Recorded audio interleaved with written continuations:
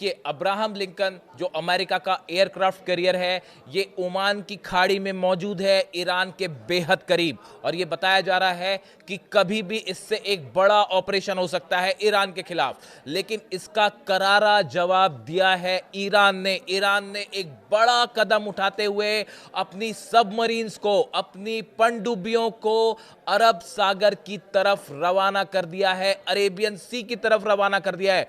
बहुत बड़ी खबर है ईरान से, सोर्सेस से। और देखिए, गौर करने वाली बात, जो सबमरीन्स रवाना की हैं ईरान ने अरब सागर की तरफ, वो है फतेह क्लास की सीरीज की सबमरीन्स हैं और गदीर श्रेणी की सबमरीन्स हैं। देखिए, फतेह मिसाइल का तो जिक्र है ही, फतेह 1 और फतेह 2 तो डिप्लॉय हो ही चुकी हैं। अपनी सुरंगों से जब ट्रक्स में लोड कर करके जो फतेह 2 मिसाइल्स निकली और बॉर्डर्स पे और तमाम शहरों में तैनात की गई, उसकी तस्वीरें हमने आपको दिखाई। आप देखिए, यही फतेह जो है, फतेह सीरीज की पनडुब्बी भी है ईरान के पास। शायद आपने सुना होगा इसके बारे में। फतेह सीरीज की सबमरीन्स जो हैं, वो ईरान ने फारस की खाड़ी से रवाना कर दी हैं अरब